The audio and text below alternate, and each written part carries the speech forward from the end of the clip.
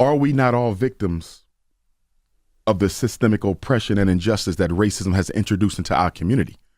So just as you have black women who didn't grow up with their father, you have black men who didn't grow up with their fathers or their mothers. Mm-hmm. In other words, why is it acceptable for the black man raised by a black woman without his dad to reject a black woman raised by her mother without her dad? I think sometimes black men can be guilty of a double standard where we want a perfect offering when we ourselves are not a perfect offering. And to that point, I think black men need to recognize the fact that one of the reasons we have so much conflict with black women is because we don't operate on a masculine platform with our women all the time. We tend to operate on a female platform. For example, when a woman gets angry, rather than you trying to understand your queen non-emotionally. See, you can't have both people in a relationship with a low emotional IQ. Because if both people in a home, if you and your wife both have a low emotional IQ, if you and your wife both have a low emotional IQ, y'all gonna argue over everything because nobody says,